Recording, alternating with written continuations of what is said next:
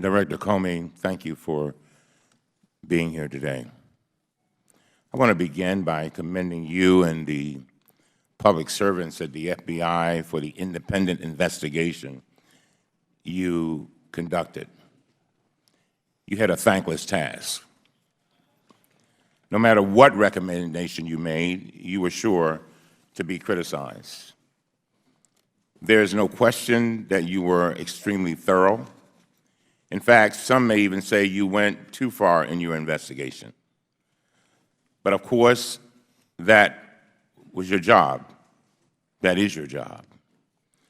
Secretary Clinton has acknowledged that she made a mistake in using a personal email account. And you explained on Tuesday that she and her colleagues at the State Department were extremely careless with their emails. But after conducting this exhaustive review, you determined that no reasonable prosecutor would bring a case based on this evidence. And you and the career staff recommended against prosecution. Based on the previous cases you examined, if prosecutors had gone forward, they would have been holding the Secretary to a different standard from everyone else. Amazingly,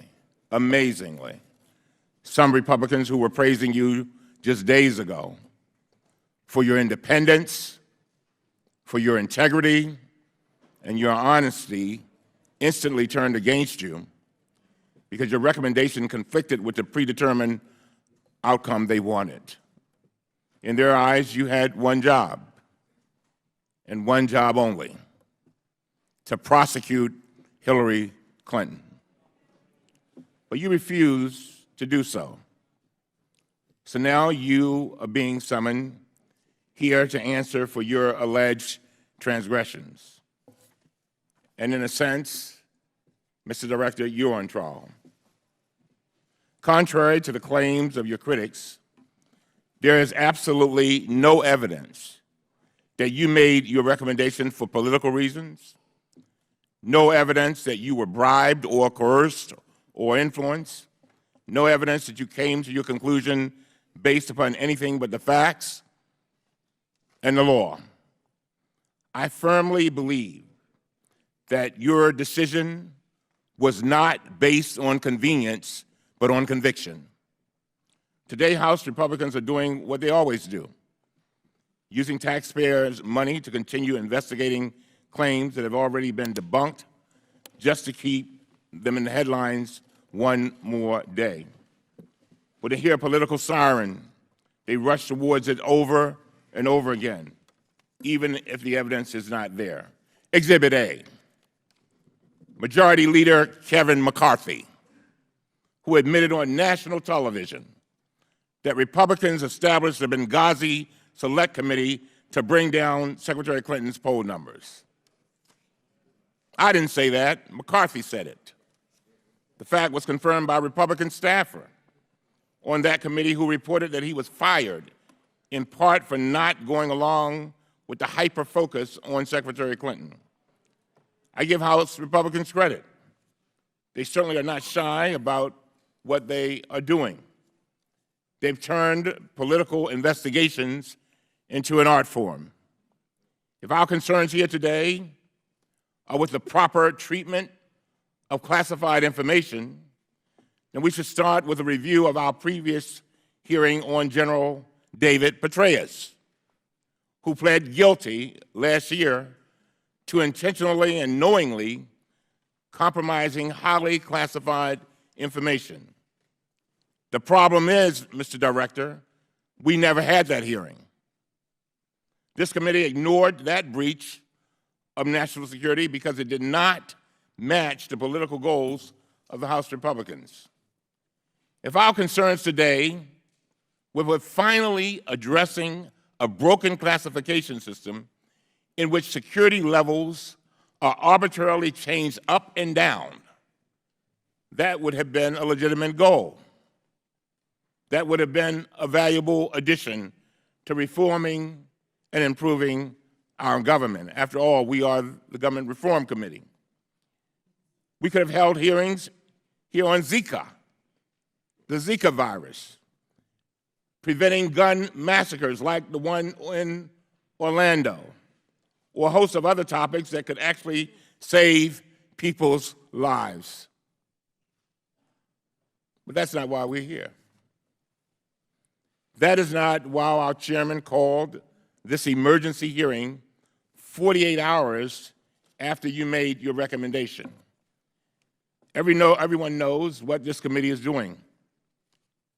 Honestly, I would not be surprised, and I say this with all seriousness, I would not be surprised if tomorrow Republicans set up a new committee to spend $7 million plus on why the FBI failed to prosecute Hillary Clinton.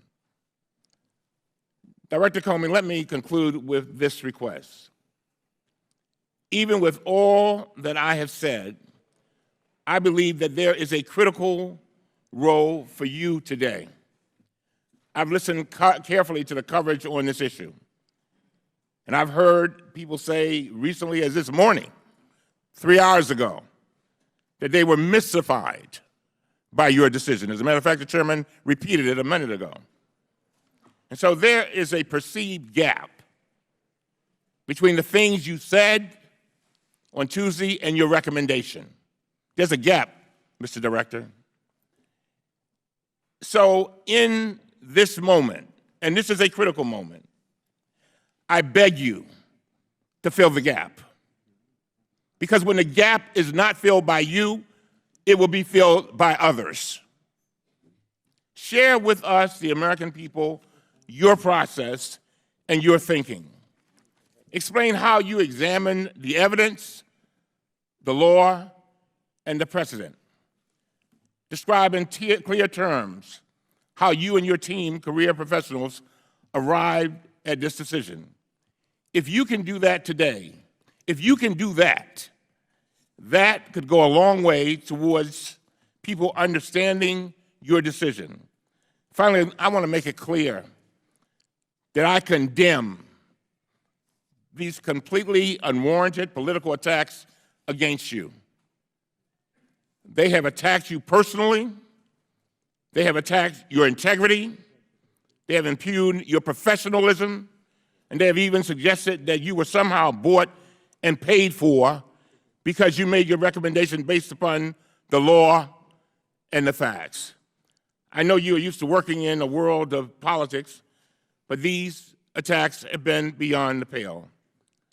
So you do not deserve this. Your family does not deserve it, and the highly skilled and dedicated agents of the FBI do not deserve it. I honor your professionalism and your service to our country. And again, even if it takes till hell freezes over, I beg you to close the gap. Tell us what happened between what you found and your decision so that not only the members of this panel and this Congress will understand, but so that Americans will understand. And if you do that, then it will be all worth it today. With that, I yield back.